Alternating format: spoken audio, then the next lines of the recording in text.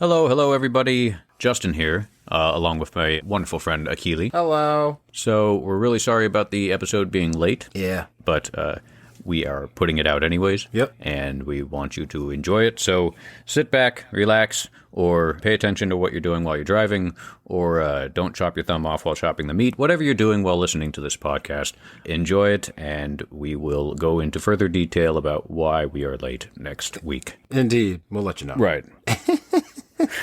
For sure. Okay, enjoy.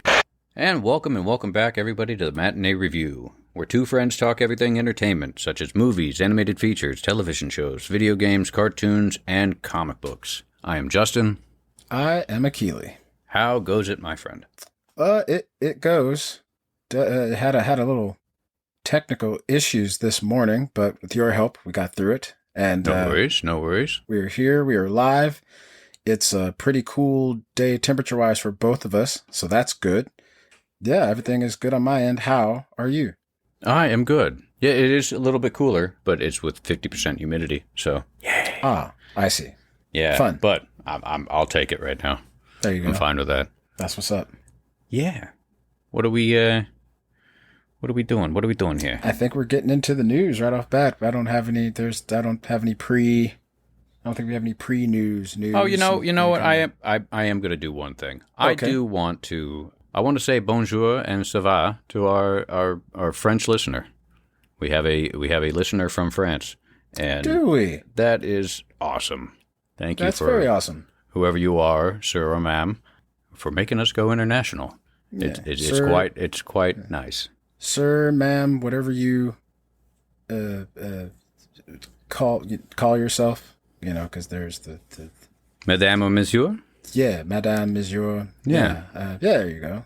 Yeah, thank you. That's awesome. Yeah, I'm quite excited. Yeah, that's good news. And it seems we also now have listeners in Virginia and Texas and Alabama. Crossing state lines. Yeah, Ooh. We got some in Wisconsin. So to all our new listeners, welcome, and hopefully you enjoy, and we're going to have lots of conversations down the road. It's all downhill from here. So Right. Sorry. No. Thank you all. Thank you for listening. Thank you for downloading. And yeah, that's good news. I'm excited. Yes. Cool, man. So whoever you are in France, congratulations for being our first international listener. 2 thumbs up. Thanks. We are quite excited. And very. And tell a friend or tell 2 friends if you think we're doing a good job, and we'll see where we go, you know. Sweet. Hey, if I start getting, you know what, we'll put this down. If we get 1,000 French listeners, whoever that first person is, I'll make them the official French ambassador of the show. Dope. That's right. Dope. All right. So, let's get into the news, my friend. The news. Let's get into the news. Fresh off the wire. Have you heard? Yes, indeed. Even though I pushed the wrong button, that's okay. I love editing. Quick edits. It's great. Where am I going here? All right. Let's start with Scarlett Johansson.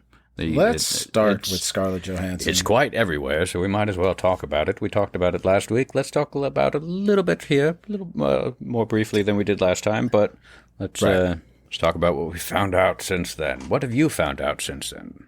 Well, I found out that sounds like Disney is in the wrong here. That's what it sounds like. Looks like, just real quick, so this contract that has been signed has been breached by Disney. Looks like it was signed in 2017 at a time when they hadn't announced Disney streaming services or anything like that. And I'm guessing no one in Scarlett's camp figured to put that on the contract, because this is just doing businesses. All business was being done by then, hey, waiting for the movie to come out. And yeah, it looks like, right down to Kevin Feige, the old president of Marvel, even told Disney, like, hey, this is not how I want to do business with my actors. One of my talents shouldn't have to go to lawsuit levels to receive money that she's owed. And like I said last week, I'm all for, if somebody does a job, they should get paid for that job. Yeah. Basically, I'm just want to pull up what I did not do last week was didn't do the due diligence and pull up the full quote from Disney, give me 1 second. Of what they said at first when she... Yeah, Okay, because yeah. like after looking back, it was like, oh, okay. So that was my fault. Disney, Well, they've said more, too, which is... they suggested that the actor had a callous disregard for the dangers of the COVID-19 to the movie-going public, kind of putting it on her as making her kind of seem like, oh, okay, so you just want to be a little upset because nobody went and saw your movie, this, that, and the third. And it's like, well, no, sounds like y'all used my movie to kind of launch your platform and then don't want to give me any kind of money for it. So, Right. Yeah. And the movie has, and just a quick thing, the movie has grossed $319 million. That is the lowest grossing box office Marvel film. And so she did lose some money. And from what I understand, this whole lawsuit is kind of going to change how negotiations go forward with actors, because streaming services like Netflix and Disney, they don't really like disclosing their numbers. And so it's going to be harder for some of these agents to kind of ask for what they think their client deserves, because you can't go off ticket sales anymore. Right. It's like kind of you were saying, if they're not counting streams, like for anybody who bought Black Widow for $30, if they're not counting that as like a ticket sale, that's going to be harder to generate. Okay, how much do you think this is going to be worth to my client? So they almost have to guesstimate, like, oh, maybe it'll do this much, so maybe they deserve this much, so they don't try to lose their client's money. It's a pretty big thing that Disney's doing, and everybody's really upset at just the outright kind of first response by Disney, and they look like they're kind of getting put under the fire here, or getting. Yeah, I guess there's not a good look. It's not a good look. There was mentions of gender disparity, at least. I think that's supposedly what the lawyers on her end are kind of going with. And, I mean, there's definitely a difference in pay, at least at this point. I don't know. I know that the Disney attorney, Daniel, what is that? Daniel Petrosili? Petrosili. I'm going to say Daniel Petrosili. If I said it wrong, so very sorry. Recently shared some words. He said, "It is obvious that this is a highly orchestrated PR campaign to achieve an outcome that is not obtainable in the lawsuit. No amount of public pressure can change or obscure the explicit contractual commitments. The written contract is clear as a bell." Well, yeah, it sounds like Disney should just go on ahead and, do right by it. So, I mean, here's one thing. If I'm just kind of looking, so they said they paid Scarlett $20 million for Black Widow, correct? They said to date. I don't know if that's exactly, I mean, is that to date, meaning since they started filming the movie, or is it $20 million since she started on Iron Man 2? I think according to what they disclosed because of this lawsuit, they are saying they paid her $20 million for Black Widow, like for this movie up front. Right. I just look at a real quick thing here. Avengers Endgame box office earned Robert Downey Jr. additional $55 million payout. So that was on top of whatever else he got paid for it. So we're talking about, and that's not his own movie. So, I mean, if we're talking about maybe a little gender disparity, could be some truth to that. Seems like maybe some of the ladies aren't getting paid as much as the guys. I don't know how much Robert Downey Jr. made for Iron Man, like that first one, but or the one since. I don't know how much, Chris, I'd have to do some more research to see like what Chris Evans and them got paid for there. Cause technically like Civil War is a Captain America movie, right? Things like that. So, I mean, the only thing that kind of sucks is I say Disney's still in the wrong, but I guess the only maybe leg they have to stand on at all is, yeah, you can say 50 million, but with everything going on, no one can guarantee that people would be going to the movies as much as they did when those movies came out, considering what's going on. So, right. But well, I mean, it's what's also weird is that the Disney lawyer, Daniel Petrosili, he also added, I'm just going to call him Dan Petro. There you go. Dan Petro said he also added, "We treated Disney Premier Access revenue like a box office for the purpose of the bonus requirements in the contract. That only enhances the economics for Miss Johansson." Now, they're saying that, and they're saying, I guess, that's what they were going to do anyways. But then why would she sue? If they were saying that they were going to do that anyways and that she knew that this is all a PR stunt, it just makes no sense. If she was going to get paid and she was going to get that money that she was owed, then it just seems like basically they said, you're not going to get that. And then she's like, fine, I'm going to sue you. And then they said she was going to get that all along. Yeah, but then makes no sense. Yeah, because then why in the initial conversation, you just be like, whoa. Like, no, you're going to get your money. We're just waiting for this, that, or the third. Yeah, I don't know. This is an ongoing saga, I believe. Yep. We'll see how it plays out. But as it stands right now, it looks like Disney's in the wrong. That's what it looks like right now. That's what it looks like, yeah. That's what it looks like. That was a good segue. Let's talk about Disney also being in the wrong. We're not going to do these completely in the order that no worries. I put down, but no worries. We're going to talk about the new Galactic Star Cruiser. Sure. Let's talk about the new Galactic Star Cruiser, Justin. Let's do a little bit of that because let's hype this up a little bit. I want people to get slightly excited about this thing because it sounds great. Yeah, it does. I tell you what. So go ahead and try to say I come up to you. I'm just like I'm random. Hey, random Disney guy. I heard you got a Galactic Star Cruiser kind of experience going on. What's that about? Well, it's funny you ask because got something revolutionary here, something for the whole family. Cool. Everybody can get involved with, and when I say everybody can get involved with, I mean really get involved. Nice. Because it is like a cruise, 2-day cruise. Oh, okay. Right now, right. Where you're on a Galactic Star Cruiser, right? Wow. Right. That does sound great. Let me just pull up what Disney has put down as their description because this sounds really fun. Because right now I'm in. That sounds like a blast. Step off the launch pad and into your own epic Star Wars story. I'm already sold, right? Yeah, of course. One where you decide your fate. While your story unfolds, you'll have the power to choose your path. Will you follow the rule of the First Order or join the Resistance in a secret plot? Or die, rebel scum. Right. Strike a bargain with a gang of smugglers or sit back, sip a cocktail, or watch it all from a safe distance. It's all your choice.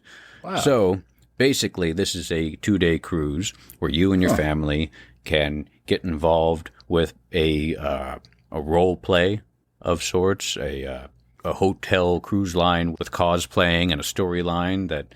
So it's an actual cruise, or is it just stationary? No, it's a building. It's a building, but I mean, so not really. It's not really a cruise, but you can cool. imagine that you'll be able to look out the windows of this and be able to see. Yeah. You'll be able to see the stars, and you'll be able to see planets that you're passing by because it's going to make it look like you're on this actual cruise.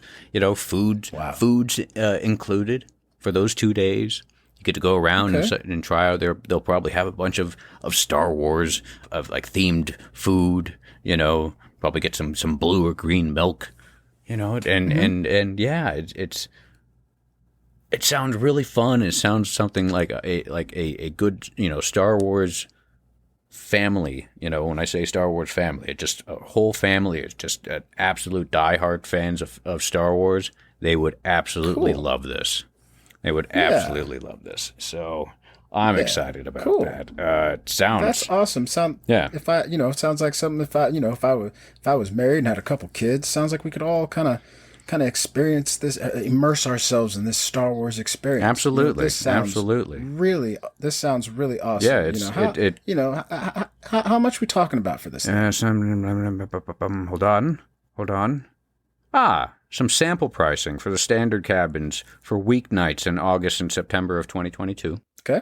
For 2 guests in a standard cabin, the voyage will cost a total of $4,809 or $1,200 per guest per night.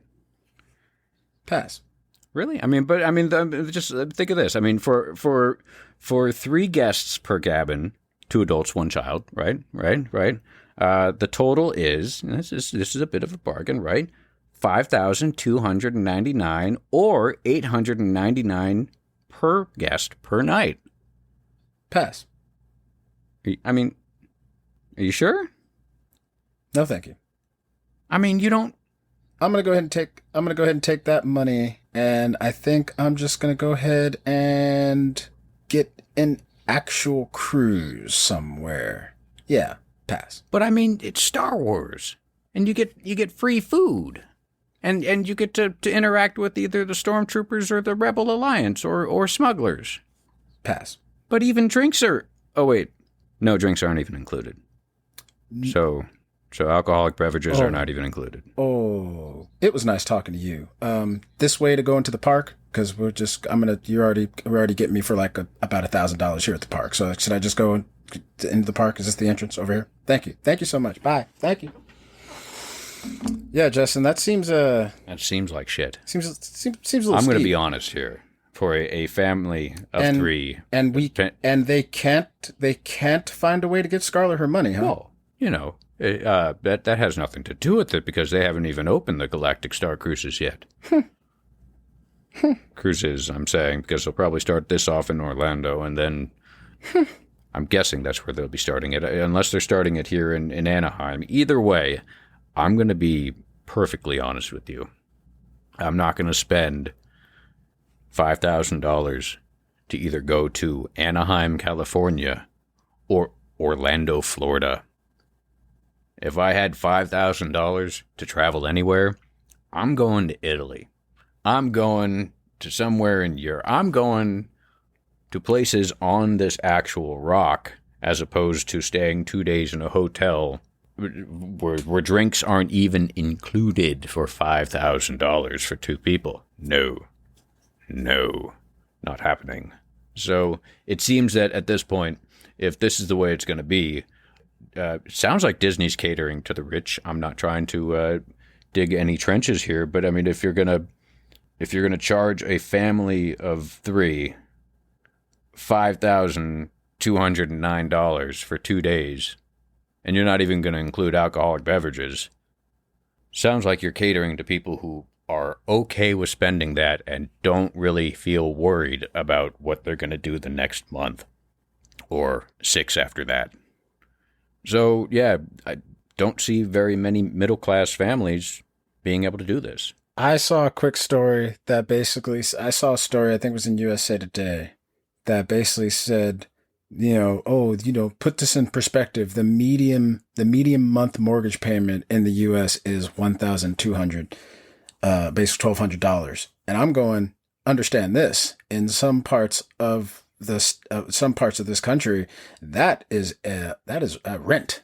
That's not a mortgage payment. That is rent. That's rent for a room. Sometimes rent a room. Right. So yeah. Sounds like that's a good thing, but yeah, that definitely sounds like your average family of 4 is not hitting the Galactic cruises. But I guess if you have that money to burn, go for it. Let me know how it is. I'll tell you really quickly. But I won't really know because anybody I know is not doing that. Because no. I mean, unless they want to set us up with it, and we can do a lovely glowing review, and if as long as they change our mind, it would have to. Well. Sell. If we're not spending that $1,200, I'll save up for drinks. $1,200 per night. Lord. I would not ever pay $6,000 to go nowhere for 2 days or to go to Anaheim or Orlando when I can spend $6,000 and take a family to Europe, take a family somewhere else other than those two places. Plus $6,000, you could do a lot of theme parks. You can hit every theme park there is and still probably have, I mean, at least in the U.S., still probably have about $1,000 left over. You could take a real nice cross-country trip. Like, go see some stuff, man. So, I don't know what their overall goal is here, but yeah, that's... making that money. That the goal is money. Yeah. Because here's the sad thing, Justin. People are going to do it.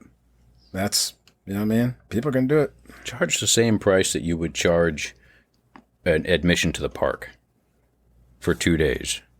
And then, charge them for food and drinks. They'll do that. the most that they'd be spending is probably about $1,000 or so for a family of 4, or maybe a little bit more, say $1,500. But people do that when they come to the park anyways. We're taking too much time on this. Stop it. I can't do this.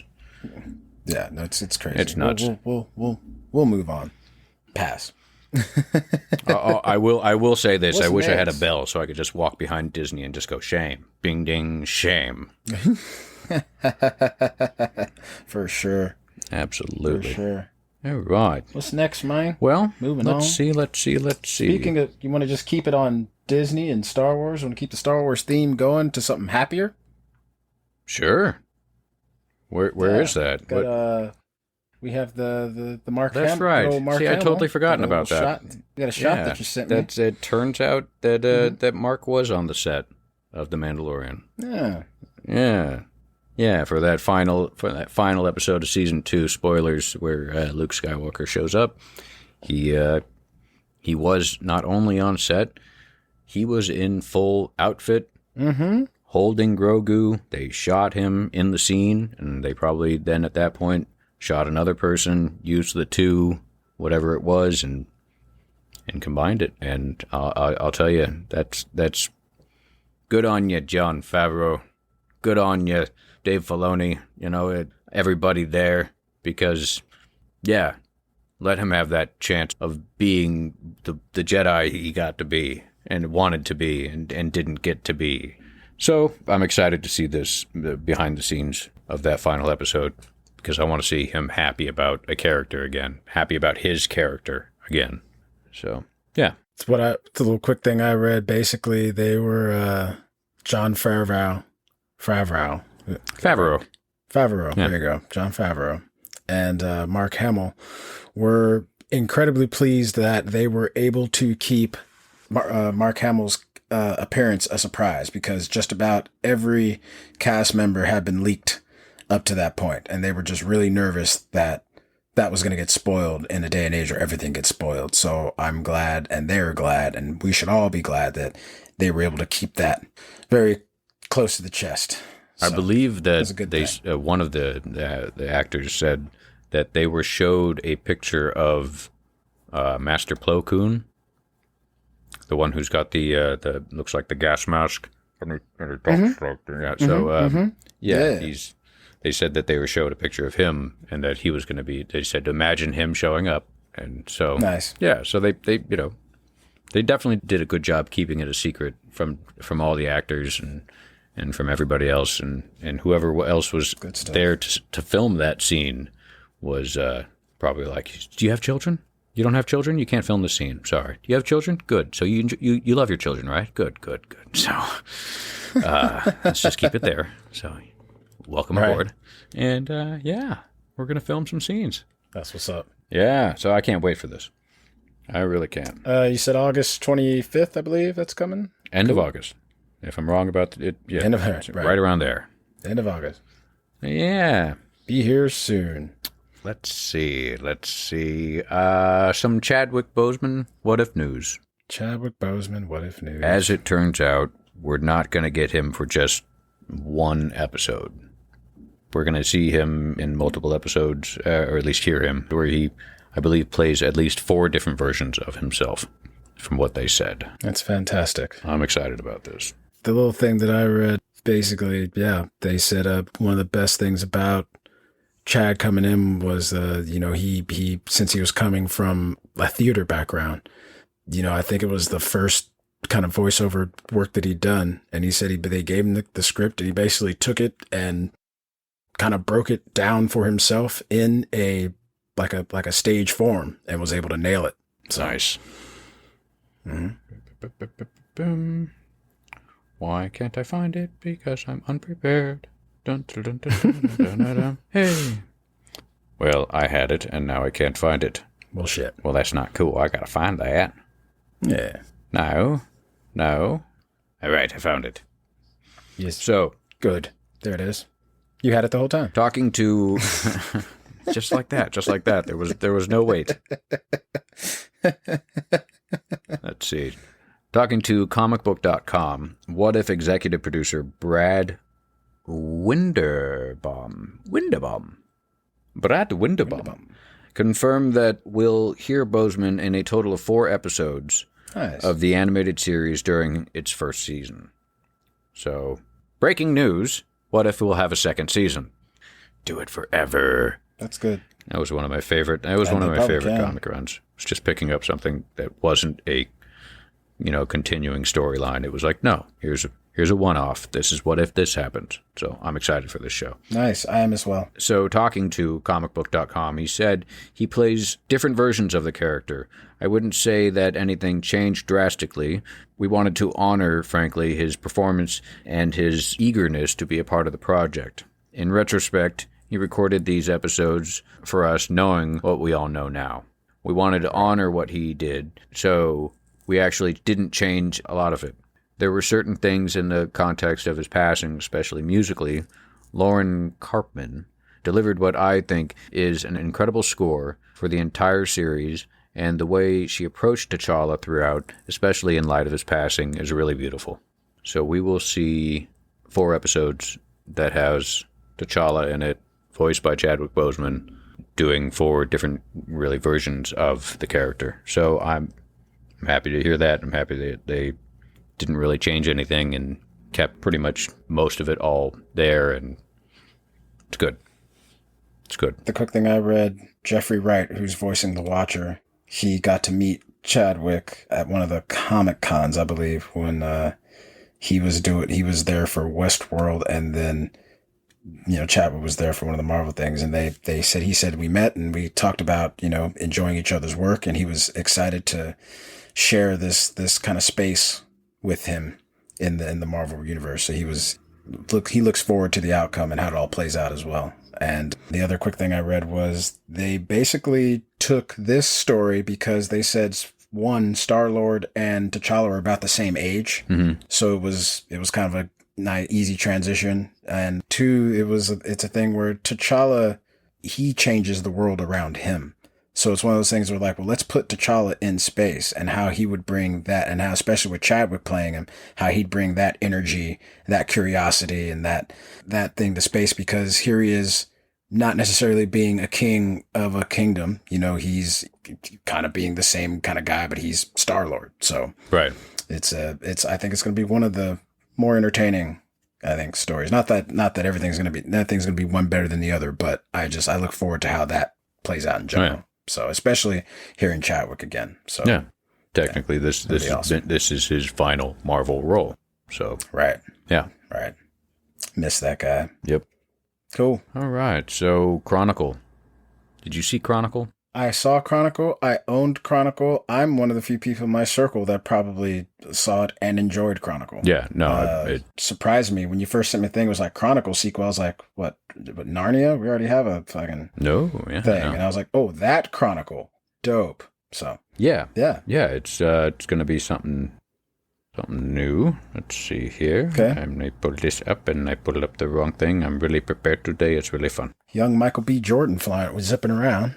That was good. Cool. Yeah, no, everything about that wasn't really too big of a fan of found footage movies, but that one I really enjoyed. They did it really well. And it is going to be getting a sequel. It's already in development. And it's going to, according to this, during an interview with Forbes, Jungle Cruise producer John Davis revealed that Chronicle 2 will be set 10 years after the original. Mm-hmm. We're working on Chronicle 2 right now, and I think it's going to be great. We're working on it at Fox 20th Century Studios. He still called it Fox. And let's see. It's going to give us a chance to tell the story in a different way. We're going to tell it from the female point of view. Oh, okay. It will have been 10 years since the events happened in Seattle, and a lot of it's going to deal with fake news and real news and cover-ups. Okay, it's probably like, oh, what happened? It's found footage. So what happened 10 years ago? Oh, nothing happened. It's fake news, or right. Quick edits. Like, no, and then people are like, no, fucking people really have some shit. If people really found these powers. So, yeah, it says. I really enjoy that original Chronicle. Dane DeHaan, Alex Russell, Michael B. Jordan, directed by Josh Trank, screenplay by Max Landis. Budget of $12 million, made $126.6 million in the box office. So it was a hit. Right. Yeah. So I guess they're going to try it again. If y'all haven't seen Chronicle, do yourselves a favor. It's pretty good. It is. I mean, it's a little shaky cam because it is some kind of found footage type stuff. But if you can get past that little bit, it's a great story. I enjoyed the fuck out of this movie because of the storyline. You mentioning that it's shaky cam. Because of the story and how it progresses, it starts off quite shaky. And then as the story progresses for the reasons that it does, the shakiness starts to wear off a little bit to the point where it is completely and utterly smooth by the time the ending comes up when it comes to the camera. Right, by the time to get that big climax. Yes, yeah. So, and there's a reason for it, and it's really well done. Yep. So, I concur. Give it a shot. Because it's fun. It's fun. Can't really say anything other than that. But yeah, really cool. Chronicle Part 2 with some latest. Let's see, what else do we have on that list? And should we talk about some trailers? Yeah, we can talk about a couple trailers. We have Why the Last Man? Yes, Why the Last Man's coming out this September, the 13th. Didn't know anything about this. My trailer's my first time seeing anything about Why the Last Man, and I'll tell you, when I was sitting there first thing, and I'm sitting there watching the trailer, I'm like, okay, your typical zombie or typical kind of end of the world kind of scenario. Then turns out not really, because it's not for everybody. Yeah, just the guys. Yep.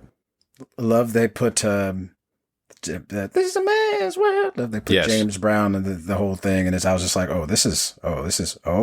and just watching it, all the dudes falling out, and I'm just like, wow, okay. I knew that I can dig it. Yeah, I knew that this was a graphic novel. This was a comic series.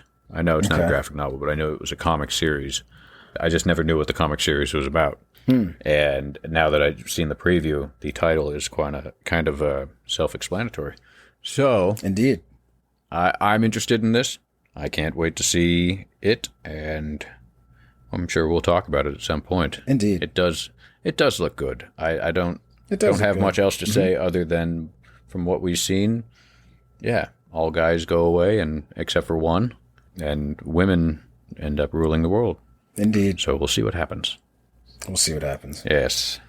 Next up, we have Cobra Kai, Season 4. Yes, bitch. This December. I'm so happy for this. I'm happy they're not waiting until January like they did last time. So we're getting it in December. I'm excited. It's going to be good. Cobra Kai is that series. When it very first got announced, I was like, we'll see how this goes. And boy, I fell in love with it mad quick. Yeah, I saw the first 3 episodes that they released for free on YouTube. Me too. And then I was like, I'm not doing YouTube, right? I'm already paying for other things right now. And, correct. And when it came out on Netflix, and I just watched all of it, I was like, I'm hooked. I think I watched all of it in like a 2-day run, 2-3-day run. I just did back to back to back. I was like, this is fucking good. Like, this is so well done. Yeah. So well done. Yeah. If y'all haven't seen Cobra Kai, first of all, if you haven't seen the Karate Kid series, do yourself a favor, stop this right now, go watch the 3 Karate Kids. If you want to watch the next Karate Kid, do it. I get the feeling Hilary Swank might show up at some point. I'm thinking it might be this season coming up.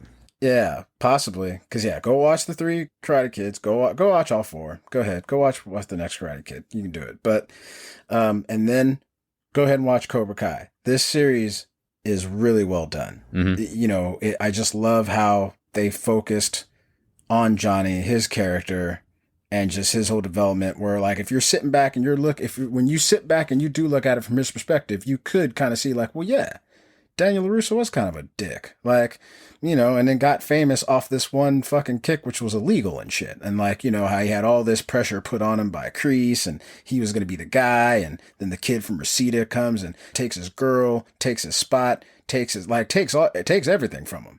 And then at the end of that, to have like his father figure just be like, well, you fucking failed and blah, blah, blah, blah. Like, so crazy. And then, it goes into the kids, and I love the kids in this movie, in this show, especially Jacob. Was it Jacob? Jacob Bertrand, who plays Hawk. Hawk is my guy. Oh, Right. his how Hawk goes just from the shy kids. Hey, he's got some shit on his lip. What is that? He goes to just Hawk, like, oh, so good. You got it Such pulled a up. good What's series. the kid's name who played main Who, actor? Miguel? Zolo Mariduena. I believe he's been cast as Blue Beetle. That's facts. Indeed. For the DC universe. Yep. So, in fact, he and the young lady who got cast as Batgirl both showed up to the Suicide Squad premiere on the red carpet. So Nice. they are officially in. But as far as that show goes, yeah, I was always a big fan of the second movie, Karate Kid 2, because that was the one I was actually introduced to. The whole universe, they introduced me with that movie. Oh, okay, and, nice. Mr. Miyagi has always been my dude. That guy's awesome.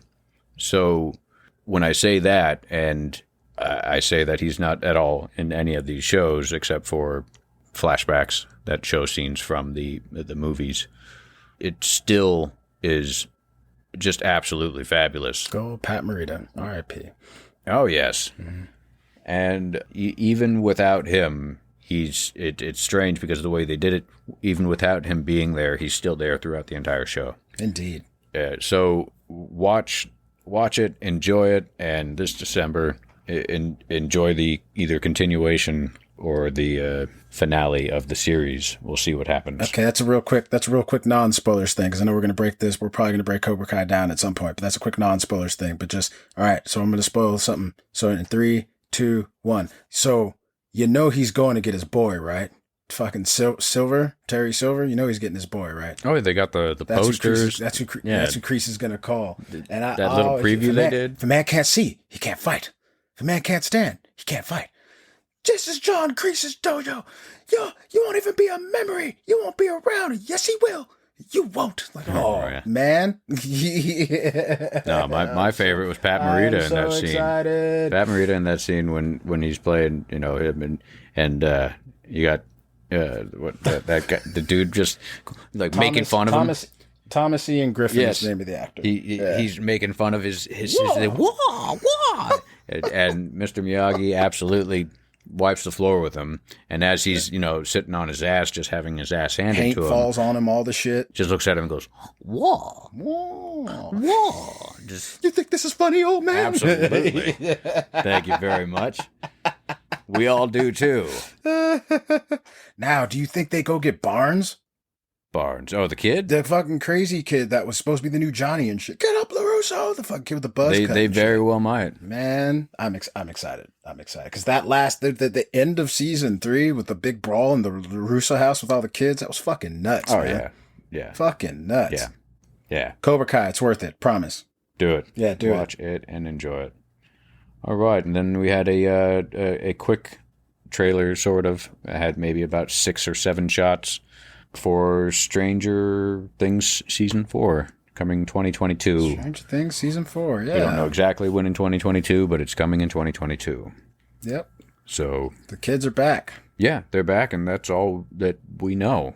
Yeah. So Yeah, we're gonna get old 11. It's gonna come on back and gonna get all the boys and let's do it. I'm wondering if down. this is going to be it, because they're not going to be kids much any longer. I mean, it's mean, showing. about I to think say, they're in unless high we're school is what they're kind of showing at this Stranger Things, the college years. point. Right.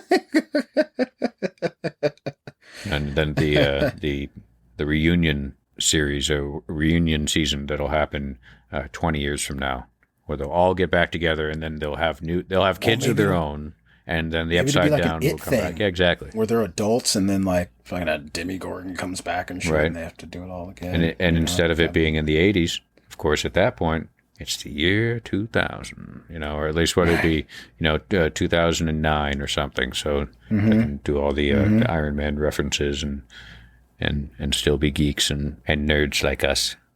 So, yes, I'll watch that. 2010 BV, before the virus. Right, exactly. Yes. Oh, good. Very good. All right. Cool. Let's see. I've got some things. You got some things. Pull it up. Pulling. Let us know. Oh my God, you let the hammer pull you off. Off the ground. Let's see here.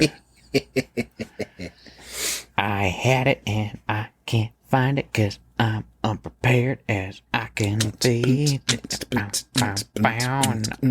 And I don't know what is wrong with me. Okay. All right. Yes. So, Yes. Matt Damon was almost Robin. So here's the story that when you sent it to me, I was like, you know what?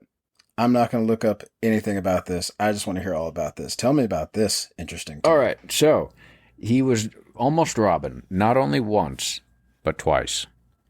So, the original Batman, 1989, Tim Burton, the original plan in the script was to introduce Robin in that first movie. And back then, Matt Damon had auditioned. Then the next time that he had auditioned for that role was not for the movie that you're thinking. It's not for Batman Forever, but for Batman and Robin. So let me pull this up right here because it is... Marlon Wayne's audition to be Robin? Because wasn't that almost a thing? Yes. Yes. There was even concept art of Marlon Wayne's being Robin. They were going to try and incorporate that into the second one. Okay. But that was, yeah. So from what I have here... Which, in hindsight, they were dealing with like a circus gang. You figure maybe Robin could have been a defective from that, and like a dude that Batman was just like, hey, fucking, why are you following them, kid? Don't do that. Could have worked out. Could have wrote that in. Let's see. While speaking to podcast, I guess is Happy, Sad, Confused. He said in 1993, I was one of the final 3 to play Robin in the George Clooney, Joel Schumacher Batman. He said Chris O'Donnell had that part, but they were haggling over money, so the studio was flexing by flying out 2 other people to screen test. But they wanted Chris, but they wanted him for a price. And he went on to say, so I flew in and auditioned for Joel, but they always intended it for Chris. So basically they used Matt Damon to light a fire under Chris O'Donnell's ass and say, look, we're not going to give you all that money, we'll just get somebody else. But my thing is... How much was Chris O'Donnell asking for to be in that movie? I don't know. All I can think of is what are we talking about? Did you see the Three Musketeers movie? Yes. Okay, remember how much of a little shit he was in that movie? And I don't mean Chris O'Donnell, but at least the character he was playing. Yes. It just seems like that maybe kind of been maybe what his attitude was like. I'm just going on guess. Maybe he was a fine, upstanding gentleman at the time, or he just could have been really cocky and full of himself and saying, "Nah, I'm Robin. Who else are you going to get?" And then Hollywood went, we can get somebody else, and so like you see the movie you're making, right, Chris? Like, yeah, you're Robin, but we don't have Val anymore. We're not using Michael. So if we did a Val Kilmer, Chris O'Donnell movie, and then the next one a George Clooney, and let's just say Matt Damon, then that's fine. And in fact, I'm upset we didn't get to see that. Man. Because that sounds like, okay, at that point, that would have been kind of fun. That would have just put the icing on the cake as far as it being camp. The icing on the cape? Yeah, ha ha ha. Aha. I think that Matt Damon would have definitely gone real campy with it, just done that, because he can be silly. So, yeah. And he's a better actor than Chris O'Donnell. No offense to Chris O'Donnell or Chris O'Donnell fans, but Matt Damon's a better actor. So, right. Well, I would have been interested to have. I mean, we already saw him play Robin in Batman and Batman Forever, so it would have been nice to have seen at least a different take on that Robin by another actor. We're swapping out Batmans. Why not swap out a Robin? Right. Cool. Matt Damon. Speaking of Matt Damon, real quick. Matt you don't even have to Damon. You don't even have to put this in the podcast. We can cut this out. This is just me talking to you right now. I just saw for the first time last night Titan AE. I saw that once. I don't remember it. Yeah, well, as you probably shouldn't. I mean, you probably remember a lot of the visuals, but the story in general is just real meh. But pretty impressive voice casting there. Matt Damon, Bill Pullman, Drew Barrymore,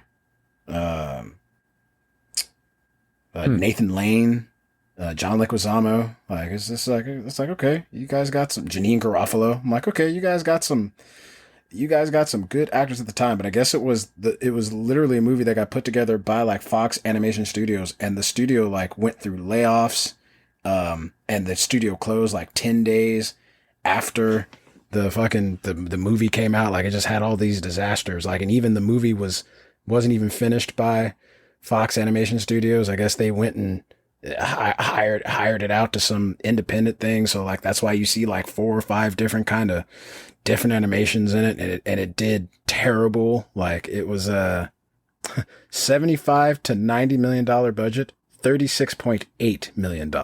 So, it's literally closed a studio. Yeah. Nearly. So, That chopped both feet out from under them. Good God. Yeah.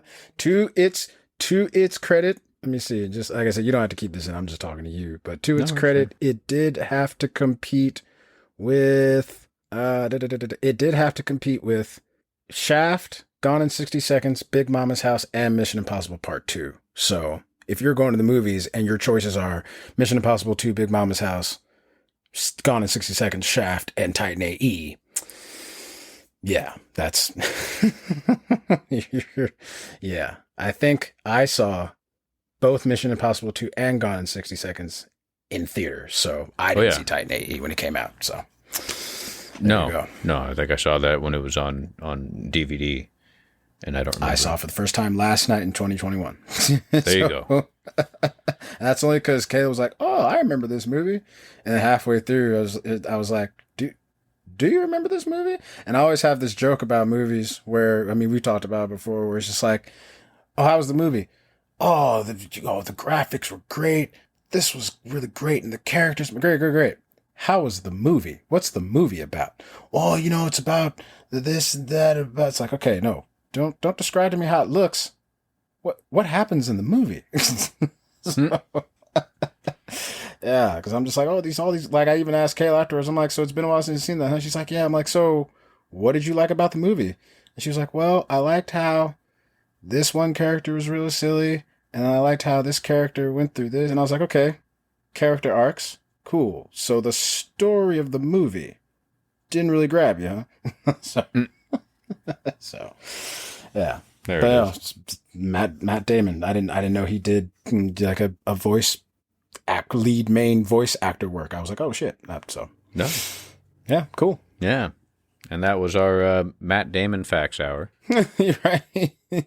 Forever on like VH1 or Jeopardy is like, unknown facts about Matt Damon. Ooh. He was in one of the lowest grossing animated films of all time. There you go. Ha. Matt Damon, moments in history. How do you like them fucking apples? How about them fucking apples? Hey, but that last Duel movie is going to be dope with him and Affleck and Adam Driver. I can't wait for that. The That movie's Last gonna be Duel dope. looks great. That movie's going to be dope. Ridley Can't Scott wait. directed. That movie's going to be dope.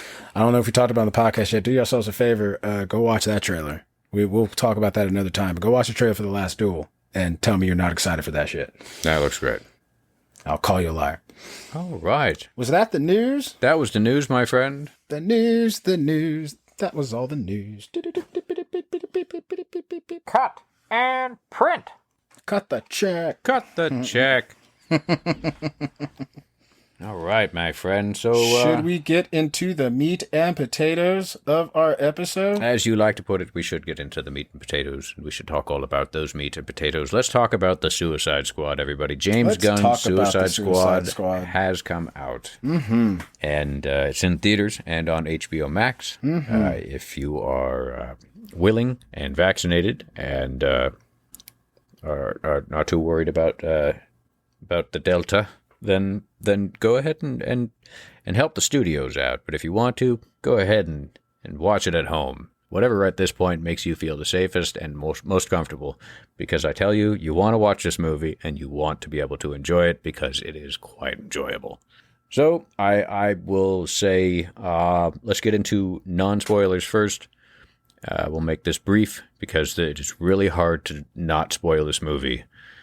So let's make that quick on this one.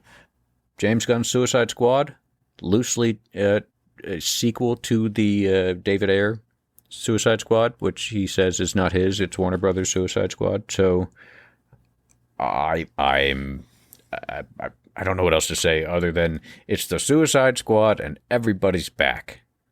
Well, not everybody's back, but a good amount of people are back. Captain Boomerang's back, and Harley Quinn's back, and Rick Flag, they're back. Amanda Waller is also back.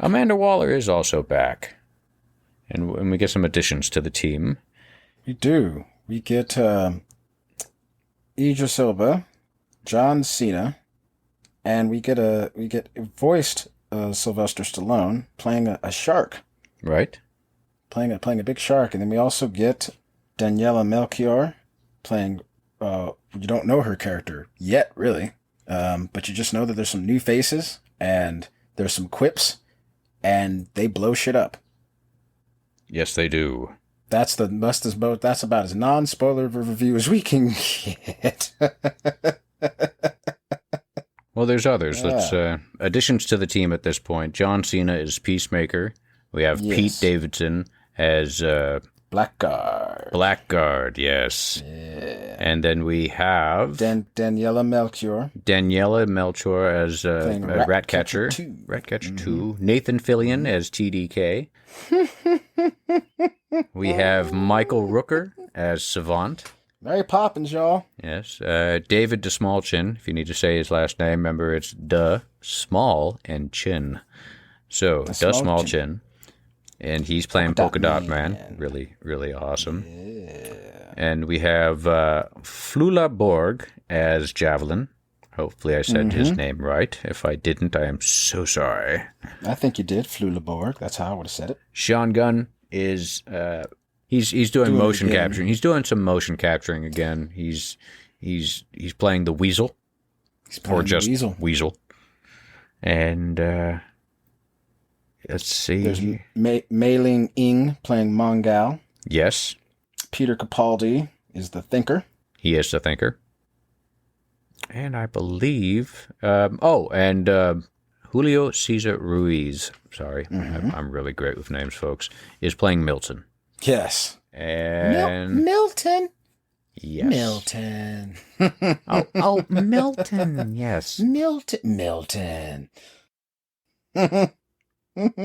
So good. I tell you, it's quite the team, and it is they're all here to make this movie for you, and that's what I'm going to say when it comes to non-spoilers. Yep, and they blow shit up. Yes. So, like I said, folks, time code below will let you know when the spoilers end, if you want to just go ahead and skip to the end. But at this point, yeah. Spoilers from here on out, folks, in 3, 2, 1. Boop. Man. That first 10 minutes, whatever it is just right off the bat, he sets a tone. And he tells you exactly how this movie is going to go when he just absolutely fucking kills everybody. And I was laughing so hard. It's just the fact that they, right at the beginning, let's just kill everybody. Let's just kill everybody. He was given free rein. James Gunn was given free rein by the studios to absolutely make something that was fabulous and bloody. And like I said, just sets the stage for the rest of what's to come throughout the movie. I was happy with that opening. How about you? The instant Pete Davidson's walking on the beach, he's like, "No, it's okay," and then just bam, face gone. They're just like, "Oh, we're instantly in for a different ride." Right, and when he says face gone, face gone. Yeah, I mean, I want to take his face off. And they did. They blew his face off. Blew it completely off. And then it just goes from there, where you're just like, oh, okay, all right. So much for Pete Davidson in this movie, and then it's just like, oh, well, you know what? You like what we did with Mongal? Yeah, not so much for her in this movie. Laughing so hard when she was hanging on to that. Boomerang's back? Nope. He does a nice little shot with his boomerangs. It's slices a dude's face in half. And I'm just like, oh, this movie is going. Actually, you know what? Let's take it all the way back before that, when it's like, who didn't tell me the weasel could swim? Yeah, first one off is Weasel dying. That's just freaking hilarious. Just drowning and just Weasel's dead. Who didn't tell me Weasel could swim? And Viola Davis gets this real perfect, just slow side look to the dude. And he's even just looking at the screen like, I'm not going to look at her. I'm not going to look at her. Well, because that's what he put his money shit. on. So they're doing the fucking side bet. That was his guy. So off bat, he's just like, that's shit. I think that's why later he's just like, yes, I am good at my job. Oh my God. Whole movie. Goes back. Oh, snap. Just everybody hits the water. It's just this.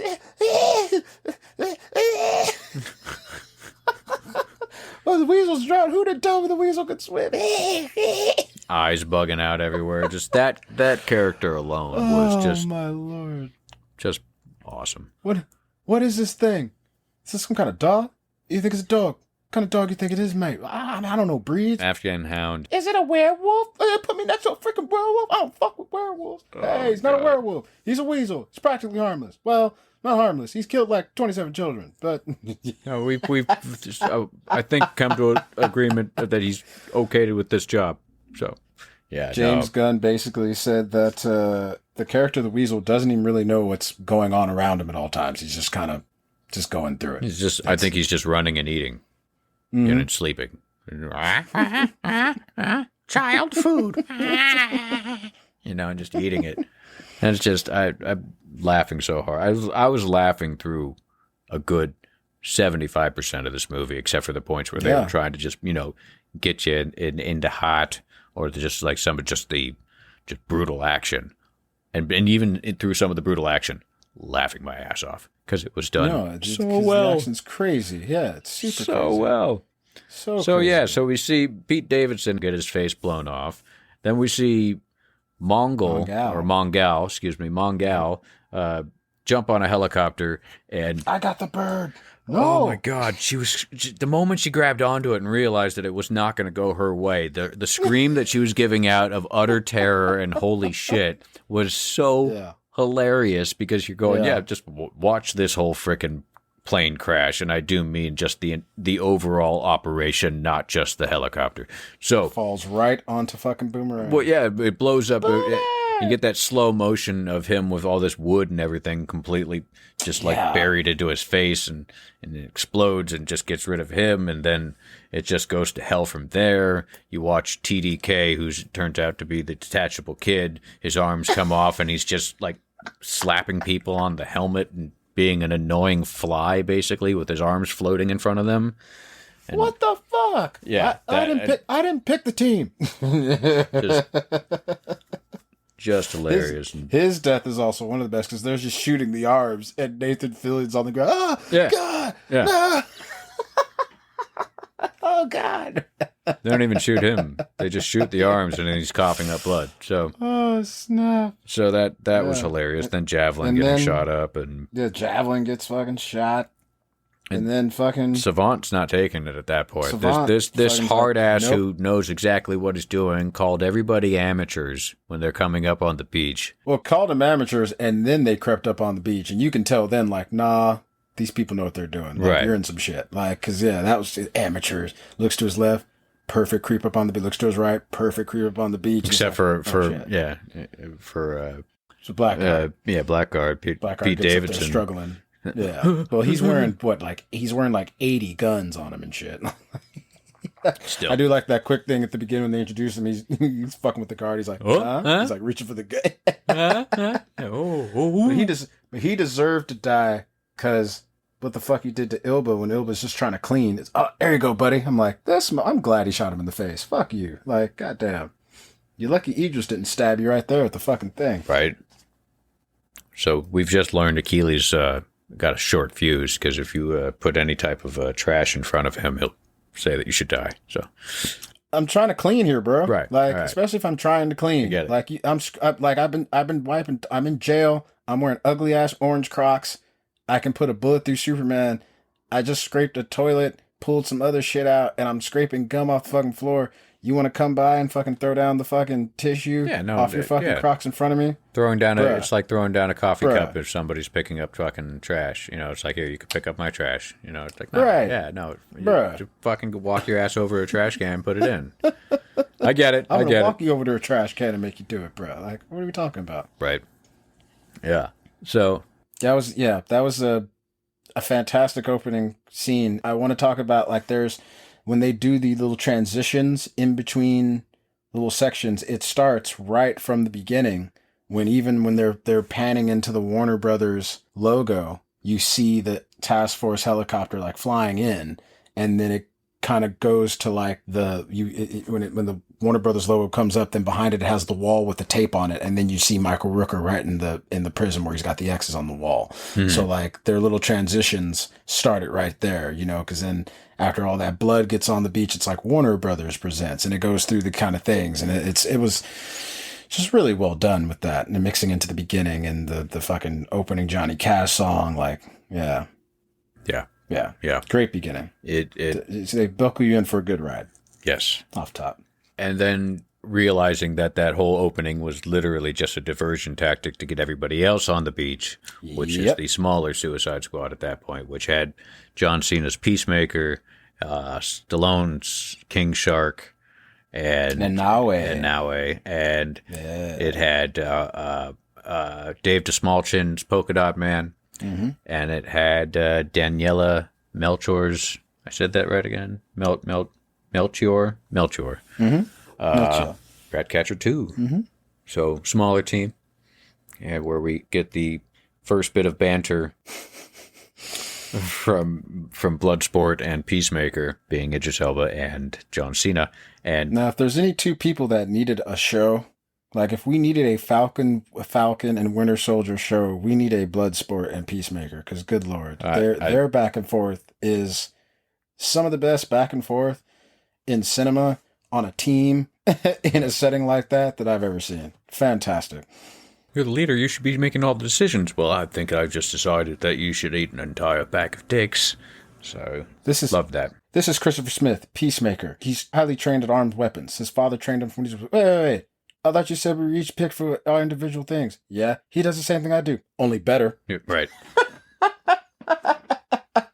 Right. I shoot smaller stuff. How do you shoot it in the target? Smaller bullets. Smaller bullets? Yep, my bullets go right through your bullets. Right, go right through your bullet holes. Don't even touch the edges. Yeah.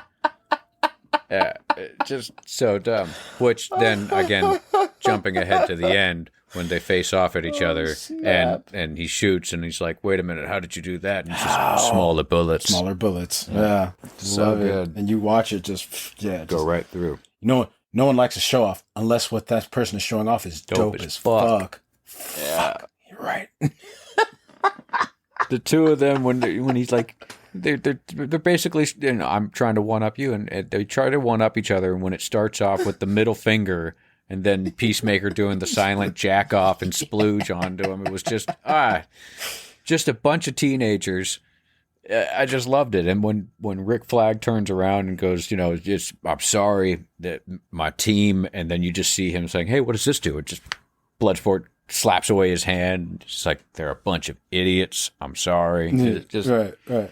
Everything. How come my people didn't alert me of you coming? Oh, I didn't see any people. No. I didn't see anybody. And I imagined they were my mother, and I killed them. Coughs up a finger with a wedding ring on it. Oh my God.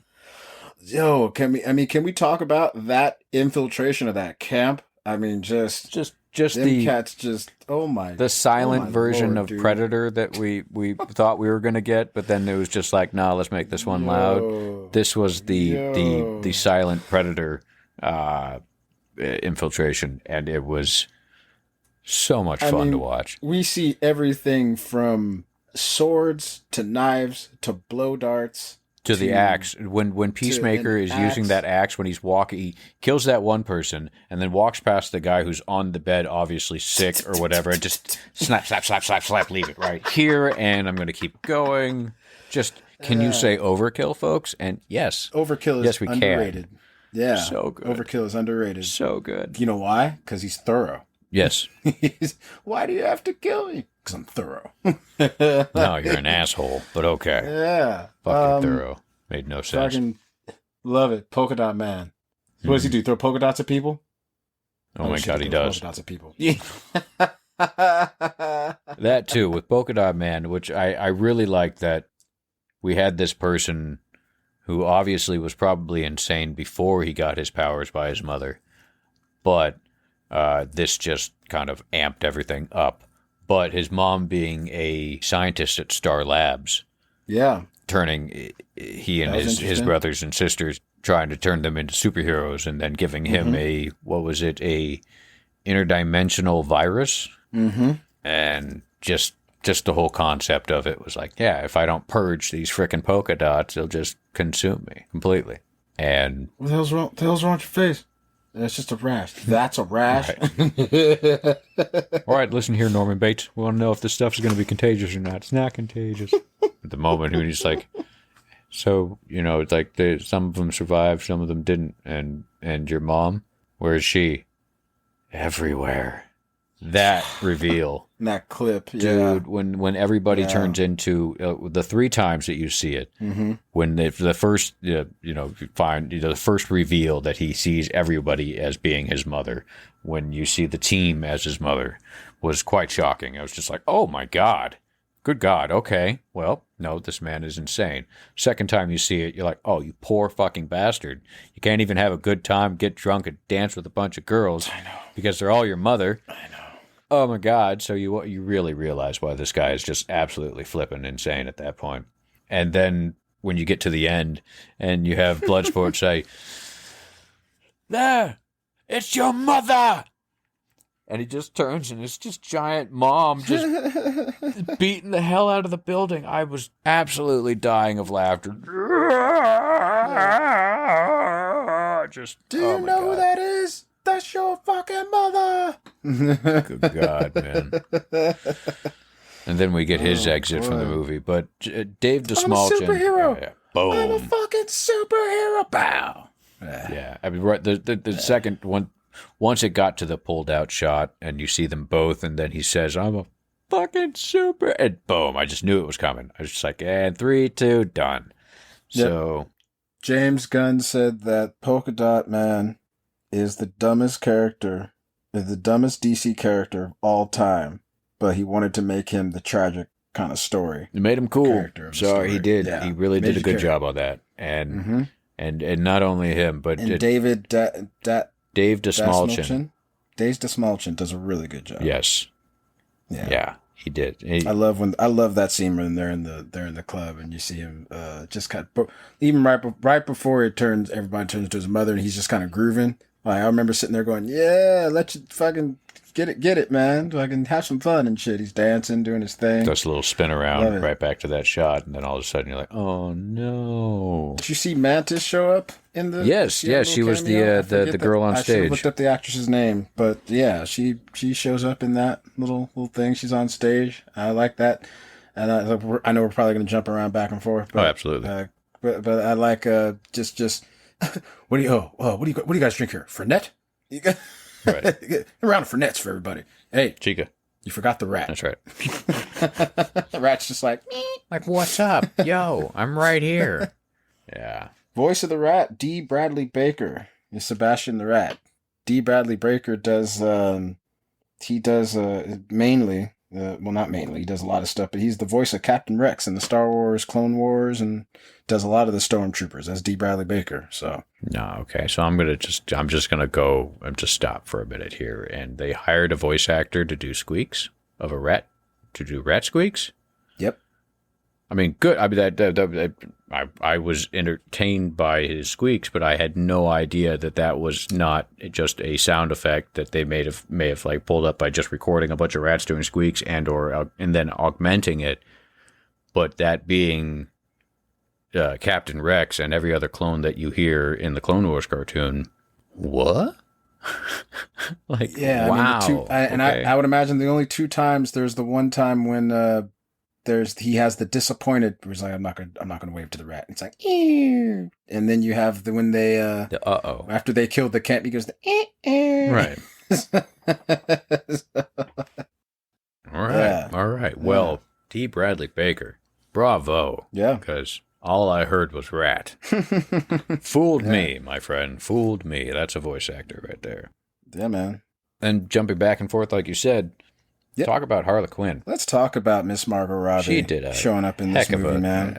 A she does a heck of a good job in everything she's in. But this was a lot of fun, and she got to really, really kick some ass in this one. And that whole Lethal Weapon 1 Martin Riggs getting electrocuted scene, her just oh, she's a poor thing. It's really just getting her ass handed to her. And I'm thinking the entire time, it's like, well, didn't we just establish that Joker did nothing but like do an electric shock on her? I was sitting there with my lady, and we were both just watching that. We're both just like, oh, this is foreplay to Harley Quinn. Like, this is... Right. This was 8 a.m. hanging out with Joker with Harley Quinn. This is nothing here. Right, especially... I even... Go ahead. I even called the sequence that was coming, because I turned her and I was like, so here's the thing. If you don't know anything about Harleen Quinzel, the character, before she became Joker's doctor, she was a high-level gymnast.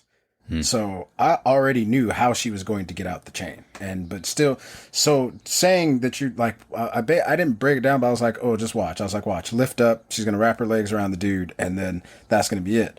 How she ends up getting out of the chain is just even further proof. And I was like, oh yeah, perfect. Like, I did like how she not only just like she just showed her strength in that moment where she was able to just start choking him out.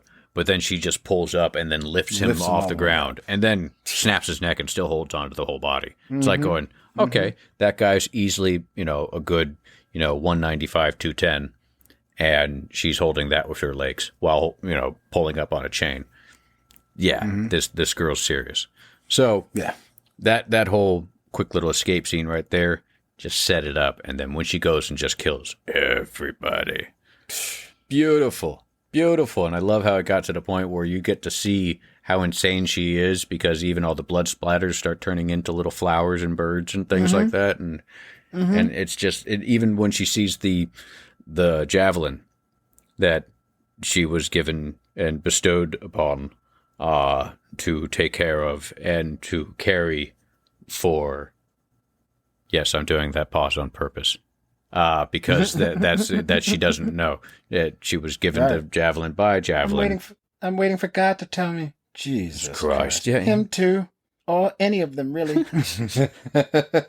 Oh my God, the writing in this was hilarious. But again, she got to kick some ass, and that great scene. Loved the new outfit she's rocking in the beginning, which was inspired by Batman Arkham City. Yes. Her outfit from the video game, which is great. I loved how this is probably something really small that a lot of people won't really notice, but I noticed just because I think it's awesome how when she's running from the gunfire on the beach, she's running in a zigzag formation.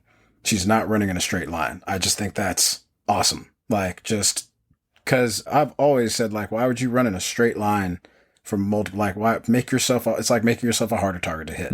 You kind of rarely see that. So I just think that, I just love that little aspect of her. And then it was funny. So when James Gunn was writing up scripts and, coming up with ideas, he basically said, like, I had a draft where, different characters are going to die, different characters are going to live, this, that, and the third. And then when they talked to all the actors, it was like, like, oh, well, I'm just like, when they talked to Pete Davidson, it's like, oh, I'm just happy to be involved. And they talked to Michael Rooker, it's like, oh, I'm just happy to be involved. When they talked to Margot Robbie, it's like, this motherfucker better not fucking kill me. I'll fucking kill him. Perfect. That's hilarious. Margot Robbie said she will continue to do Harley Quinn for as long as she has the desire to, because she loves to be Harley Quinn. So, for a character that started off on the Batman animated series, I believe that was when she wasn't she's not an original. No, she sidekick, or was she an original? Yeah, no, she was created for the animated series, and then the animated series comic book was what gave her comic book debut. And then Bob's Your Uncle after that. She's turned Harley Quinn into quite the badass. Yep. It's always fun to watch her, it's fun to watch her do anything, especially at this point. So you could tell she had a lot of fun on this film. You could tell she had a lot of fun. And they really didn't make her the central point of this movie. And I think that works to an advantage. I mean, she's great in Birds of Prey. I don't know. I like having her as a part of the team as opposed to the main character. Sure, I get that. But I say this, if we were to get a James Gunn Harley Quinn movie, then I'm sure I'd be absolutely fine with it, because the banter, the wit, the quick wit, the retorts that she gives in this movie, you gave me 2 hours of that, I'd be absolutely fine with it. I just don't think that it had the writer that it needed for Birds of Prey. So you hand James Gunn a Harley Quinn movie, and I'm all for that, because it was done well. Definitely done well. I'm gonna get you Colton Maltese. Colton Malteses? Malteses? You Mario Kart racing motherfucker. I love because you see it in the trailer where you watch her say, if we find out you had personal license plates, you die. If you cough without you covering your mouth, you die. It's like, no, we don't do any of that. But that's not open invitation for you to just cough without covering your mouth. Right. But then when Rick Flag is still giving his speech and so is Bloodsport, they're both, doing their things. All of a sudden she chimes in, walking back and forth behind him, saying, "I am walking back and forth." That right there. I was dying. I am walking back and forth. All serious. Apparently the line about personalized license plates is supposed to come from her time with the Joker and him always having the ha ha ha on the on his plates, and she fucking hated it. So. Right. Well, I mean, everything's still kind of stemming from Joker, even going to with her. Oh no, man! Every time you hear that laugh, you're like going, please, please, please, either let me hear Heath Ledger or Mark Hamill's laugh right now. Right now, it's like having a sip of something bad. You need a sip of something better. Whenever I hear that laugh, it's like my ears need a sip of something better. Even the fake laugh in the box after Nicholson gets I'll take that. Yeah, he'll take that over fucking Jared Leto, wonderful actor. Didn't like your laugh in Suicide Squad. Sorry. Just didn't like the whole approach to Joker in general, man. Just didn't gel all the way. Didn't curl all the way. Get yourself some eyebrows and try and be the Clown Prince. I like that little cut scene at the end of fucking Snyder Cut. That's good Joker. That was cool. Yeah. That's a good Joker. I'll say it again. That line is just so amazing. It's like, you take it, you rip the card, and then we could talk about what happens when you send a boy wonder to do a man's job. Mm-hmm. Oh my God. Mm-hmm. Yeah. Oh, so good. Anyway, back to this movie. Yes, but when she ends up being wooed by the Presidente of the Corto Maltese. Corto Maltese. But let's talk about the Corto Maltese, because the last time we heard that was in Batman '89. Mm-hmm. When she was, it's like, I recently saw your photographs at the Corto Maltese. I can't even say the freaking word. I can't say words. I'm just letting you all know that. Girl could get hurt doing this kind of stuff. All right. But Vicky Vale, yeah, Pulitzer Prize winner, yeah. Hey, look, if you're gonna want to shoot me nude, you're gonna need a long lens. I was recently in the Coulter Maltese. Ooh, yes. Yeah. Mm-hmm. So heard that for '89, so that was a nice little throw in. Let's bring that back to the DC universe, especially since Keaton is now back in the DC universe. I digress. Idris Elba, Bloodsport, supposedly was supposed to replace Will Smith as Deadshot. But the studio, out of respect for Will Smith, said, no, let's make him a different character because Will Smith might want to come back and do Deadshot one day. So that's why no replacement, really. And then, okay, I'm cool with that. And then James Gunn, I guess, said, all right, he wrote Bloodsport for Idris Elba. And that was how Idris Elba kind of just agreed to do the movies. He's like, well, that's kind of, if the bloke wrote a character for me, it'd be great to work with him. So there you go. Idris Elba's Bloodsport. Take it. Love the mask. Yes. Almost reminded me of Red Hood. In fact, I think in like one of the Injustice games or something, I think Red Hood has a variant of a mask that has like kind of a skull looking with a little skull underneath with just the visor on there. So I thought that was cool. Just the way he can whip the gun around and just like when he's attaching shit to it at the end, pulls out a thing. I was like, this is fucking dope. Your quick Michael Bay so Transformer neat. Gun. Yeah. Really cool. And he just kind of like the way he whipped it at King Shark right before he was about to eat Ratcatcher. And just bow. Like that was fuck cool. Yeah, and I just liked how all of his weapons were a part of his outfit. Mm-hmm. So he's like grabbing a piece off his chest, grabbing a piece off the shoulder, grabbing a piece off the arm, grabbing a piece off the belt. You know, it's just, and it gets down to the point at the end where they're both being surrounded, and he's just like he's patting like down everything all over him. Like, what do I have? And he's like, oh, I've got nothing. Right. So I didn't even catch that until really the point where he was patting himself down, going, what do I have? And I went, oh yeah, like all of his outfit was his weapon. So I dug that. Mm-hmm. Really dug that. Yeah. He's even pulling out the little, like, the bow and arrow out his little wrist. Like, he's throwing out the little crossbow. So, yeah, that's wicked, man. Idris Elba, that real interesting fucking shouting match at the beginning was, fuck you! And at that point, when he adds in a, fuck you, just like, he just like, ooh, I'm going to get into this one. Like, no. Like, we're going to do this, you know? Like, but, yeah, no, just off the bat showing how... Yeah, he's like talking about how he's an awful father, but he obviously cares enough about her to say, stay the fuck away from me. I've got nothing good to offer you. So that whole moment was quite the emotional moment. Those were the moments where you're quiet. You know, you get those, you know, you're laughing at them saying, fuck you. But the moment she says, you know, what's the embarrassment is having you as a father. He kind of just sits there and like kind of grits his teeth like, ah, shit. You know, ow. So, yeah, those little moments, you're not laughing, but the rest of the movie, god dang, you're laughing. You are laughing like crazy. Daniela Melchior. Great. She was great. Her first English-speaking movie. Yeah, did a lot of movies in Portugal. In fact, did you know that she does the voice of Spider-Gwen in the Portuguese version of Into the Spider-Verse? Awesome. Yeah. Her father, Ratcatcher 1, played by Taika Waititi. Yes, it was.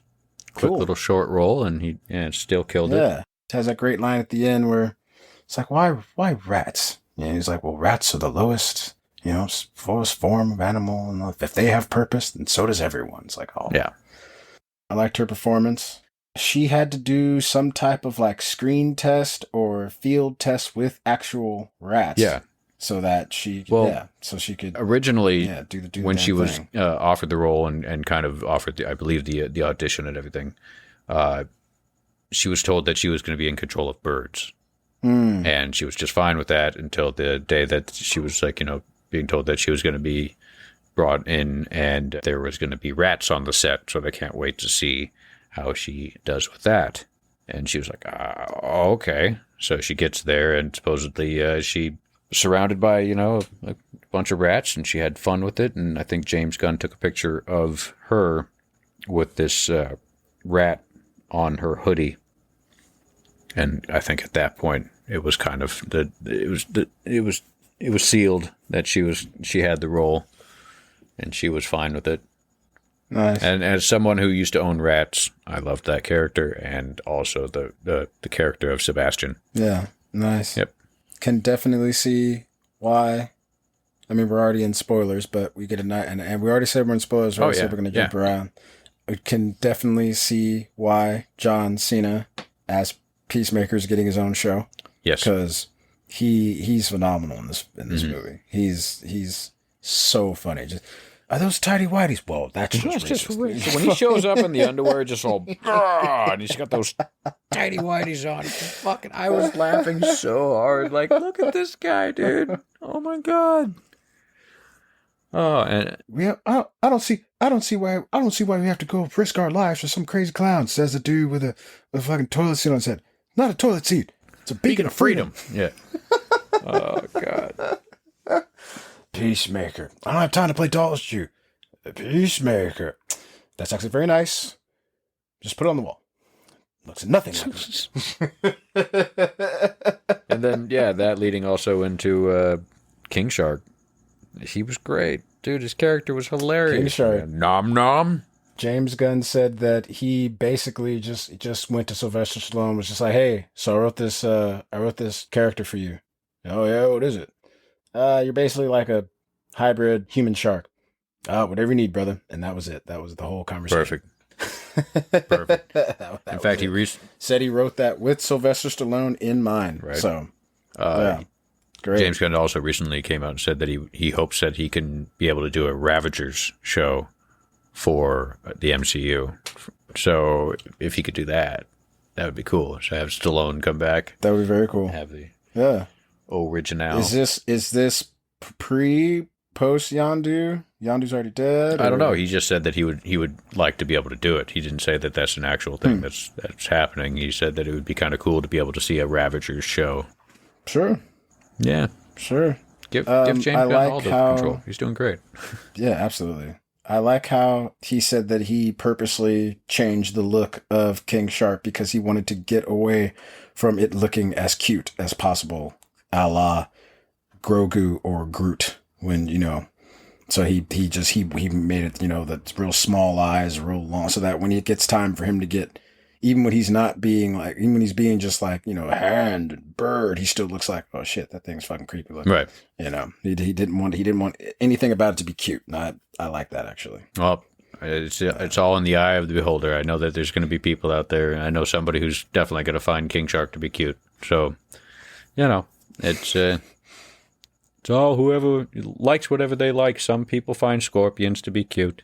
James Gunn said that King Shark has his favorite shot in the entire movie, and that's the shot when he tears the dude in half. Right. Well, I'll tell you, my favorite King Shark moment was when he comes running up, when it's just that whole shot from the inside of the van with Milton, and it turns to the guy that was hitting on the passenger side of the van, like, open the door. And you just have King Shark run up, and it's almost like it's just like you get the last two steps, the boom, boom, nom, nom, and blah, blah, blah, blah, blah, blah, just starts eating him. That nom, nom that he gives, and the amount of time that you see him is so short, but so brief, but so perfect that the comic timing of that, beautiful, absolutely beautiful. Let's see, we've talked King Shark. Go ahead. I'll say, we were talking a couple weeks back about and this is fine. And that's why we're gonna get you up to speed slowly and surely. It looks like we could do it through a lot of these films about your lack of Doctor Who knowledge. Mm-hmm. So playing Dr. Gaius Greaves, the Thinker, Peter Capaldi is an actual former Doctor Who. Oh, that's where he seemed familiar. He was the Doctor before the current Doctor, who's now a woman Doctor, first woman Doctor. I forget the actress's name. Forgive me, everybody out there. But before her, he was the Doctor. From what I hear, people, they thought he was too serious or too mean or whatever it was. I don't know. So it's a kind of a thing. We're not where, trying to stray off too much, but go ahead. Right. Well, I'll quickly give that wrap. So like before what they would call like the ninth Doctor, especially in the early incantations of the Doctor, is kind of an older kind of guy, and that he was kind of like a kind of a grumpy kind of old man. And what happens is in the runs of the Doctors between like 9, 10, and 11, Peter Capaldi actually shows up as a guy who Doctor Who saves in Pompeii, and he really looked up to him. So the Doctor kind of saved that image. And then also right before his other transformation, he met what they called the War Doctor, which was an older timer Doctor. And I think what they were trying to go with was just, they were trying to go back to a time when, you have to remember, at one point, the Doctor was like, he was kind of a mean, crotchety old man, kind of like a no-nonsense, kind of very serious, Doctor or whatever. So I thought it was a good time in the run for him to be that Doctor, but that's a whole Doctor Who thing. So I didn't think so. Okay, but I don't know. I thought it made sense for the progression of where they were going. Right.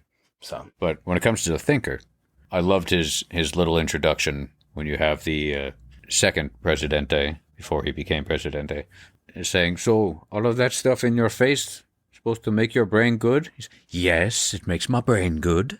And just the way he says it, like, yes. The other guy just immediately goes, "You mocking me or condescending me?" It's just, and his brother's like, "Hey, shut up.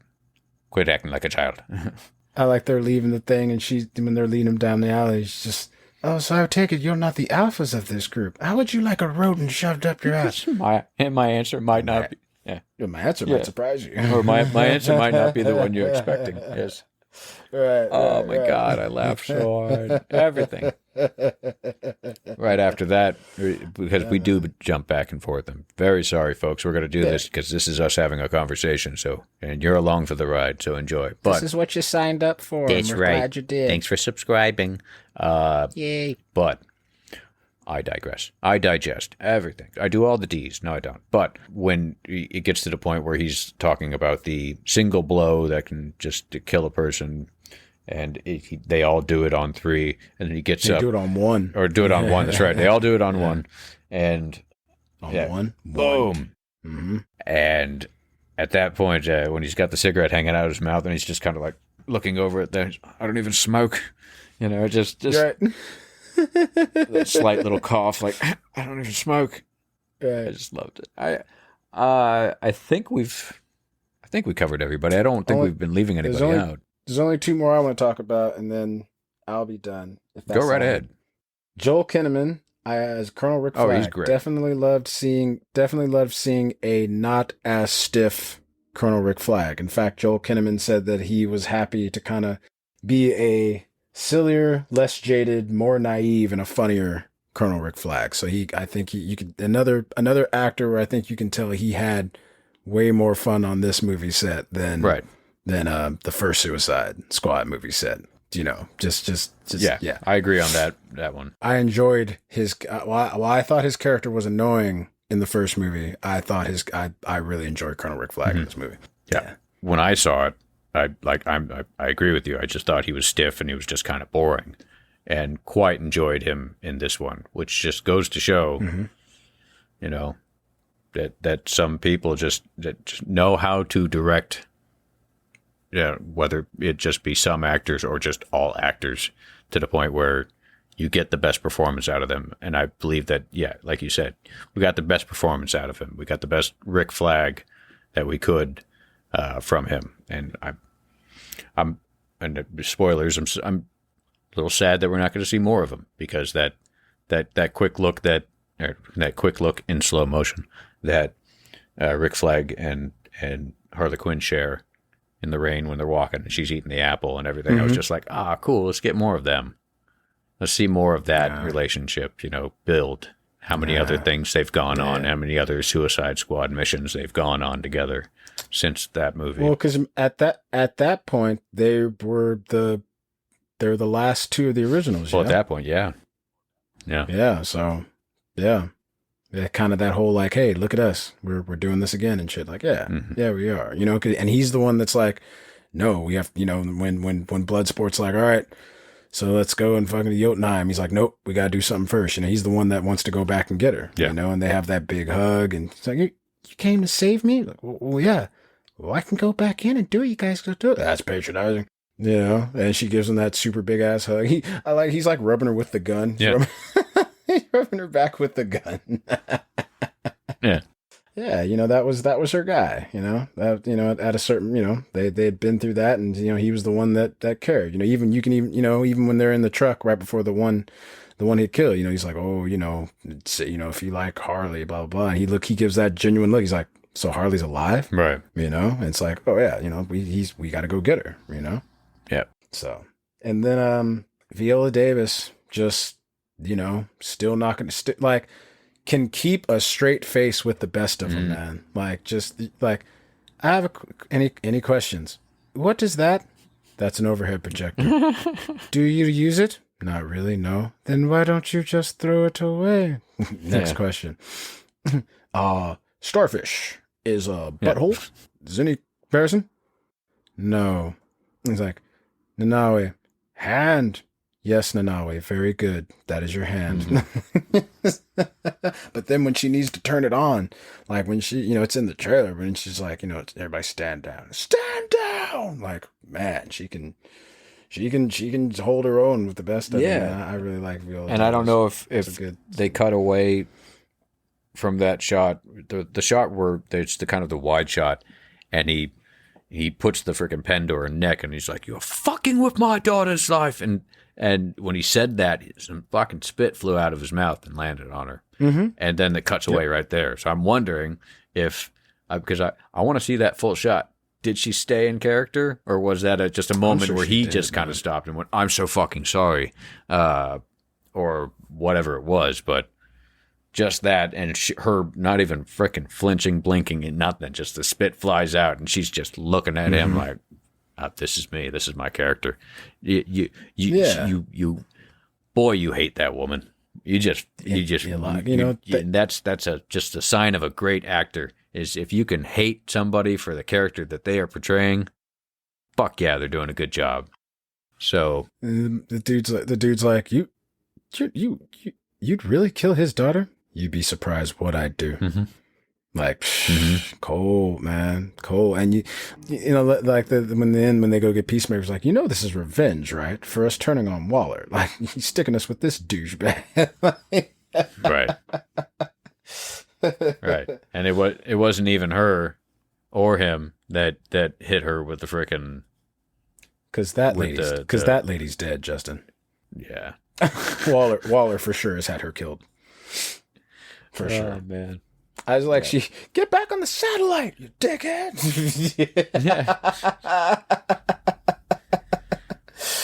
Jeez, fine, all right.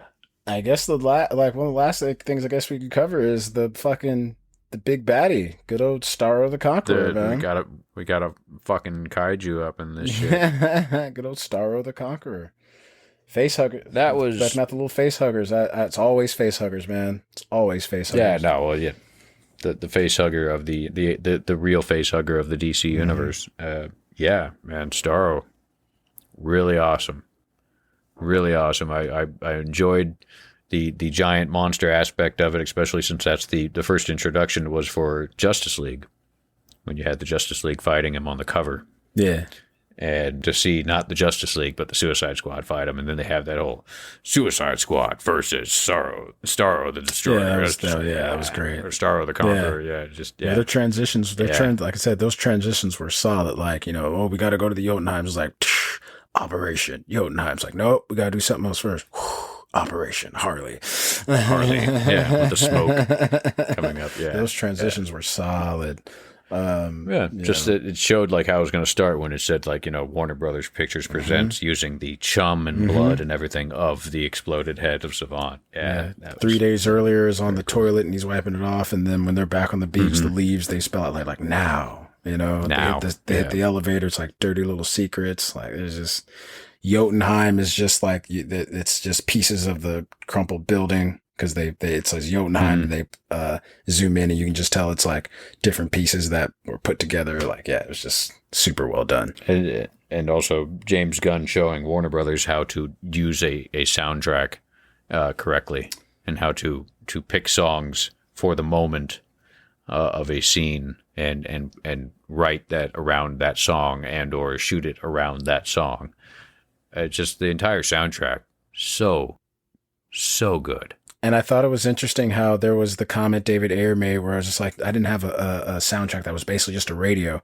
And every song in the movie, when you hear it big, transitions into like it's coming out of a radio at the end. Like, I thought that was I was like, I wonder if that's a little like. Yeah, it's a song they're listening to in the car. It's a song that they're listening to when she's, like talking to. You want to do what? To Josh or Frank, excuse me, whatever El Presidente's name is. It's like, you're joshing me. Can I be Frank? You might be. Yeah. It's just so well done. But yeah.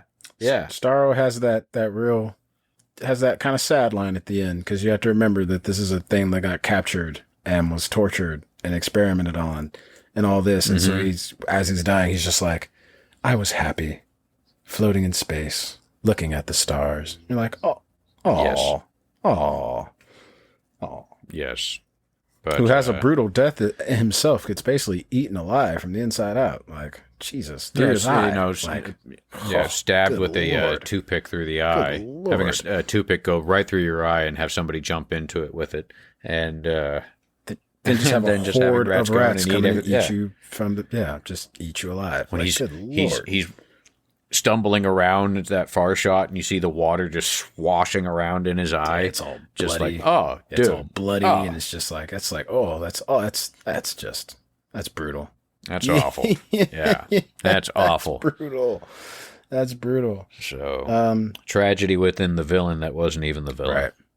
America was the villain. There's American scientists found Stardo. Yes. But they didn't want to do their experiments on American soil. Yeah. I would say all in all, man, for a movie that was for a movie when people were like, yeah, so there's going to be a Suicide Squad sequel of sorts. I mean, when this thing the very first iteration of this thing was going to be directed by Mel Gibson, and just, Will Smith was going to come back and all this and that, and through all the things that you've heard and through all the mucky muck from the first Suicide Squad to this movie is an awesome action flick. Yep. James Gunn said he wanted it to feel like a dirty, like a 1970s action film, like a Dirty Dozen type of film. It does feel that way. It's really good. I enjoyed this movie more than I thought it was going to. It was easy to watch this twice, and I'd watch it again. This is really well done. I completely agree, and I said that I was done buying any DC movies. I believe the last one that I bought physical media style was Aquaman, and at that point I was like, I'm good. I see where you guys are going with this, but I'm good, and I'm 100% pre-ordering this, getting the collector's edition, steelbook, whatever it's going to be.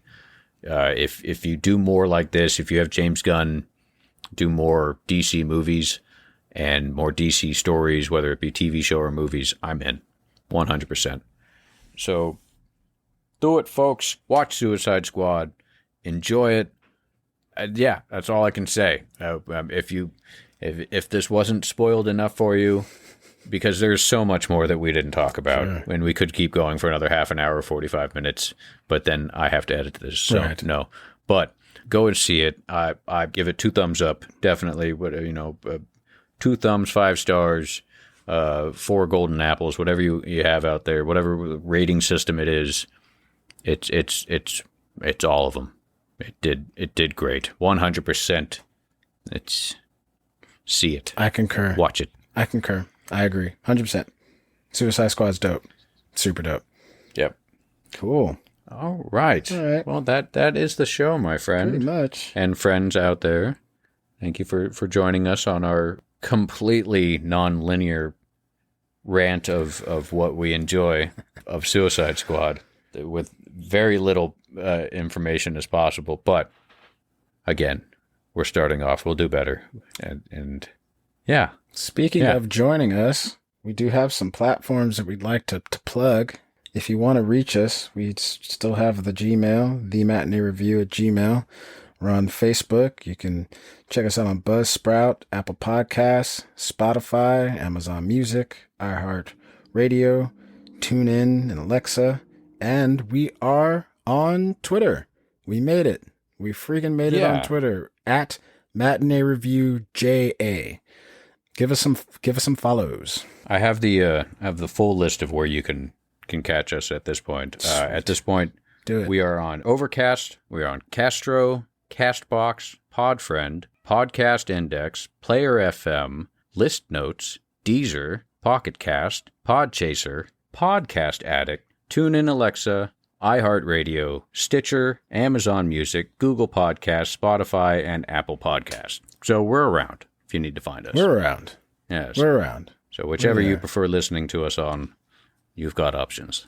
Yeah. Yes. And I was having a big old stack of ribs at the local Chantam the other day, and I did put up some stuff on Instagram. So that if we don't have an official page yet, we'll be posting some stuff up there. Just little screenshots of the episode, just to remind y'all that we're there until we get that official page up and going. So we are kind of on Instagram. So perfect. There it is. And support your local Chantam, everybody. They'd love to see you. That's right. Don't forget to try their new garlic onion ranch sauce. It goes on everything, and let me tell you, it is just filled with garlic. Everybody, come on down to Chantam's. Chantam's. Balloons for the kitties. I think I just blew everybody's speakers. That's all right. You also blew their minds. There it was. All right. What are we going to get into next week real quick before we say goodbye to people? Next week, we are going to talk about season 1 of The Bad Batch. All right. Next week, this past Friday was, or what is it? Right now it's Saturday. So yesterday was the part 1 of the finale. Facts. So next Friday is the season finale, and we get to see where it goes. Oh, I am quite excited. Me too. And boy, do we have a lot to talk about. Indeed. That was a good finale part 1. It's a good show. This is, it's a good show. That group of 99 is awesome. And I love Omega. Wonderful. She's so cool. Mm-hmm. So cool. All right, then. So, yep. All right, man. Well, as always, good talking to you. Good talking to you. And, good talking to y'all. yes. Or good talking to my friend, then y'all can hear it. It's good to be part of the conversation. It's all good. We're talking to them too, but I'm talking to you first. So, yes, that's true. Yeah. Cool, man. We're all in this together. Indeed. Yes. And remember that, everybody. We are all in this together. So, love each other. Do your part. Stay safe and be positive and all the good things, man. That is right. Cool. All right, folks. Well, I'm Akili. I am Justin. We will see y'all on the next one. That's right. Well, at least you'll hear all of us, and we'll look at screens. But yes, we will talk to you later, folks. Yes, sir. Take care. Peace.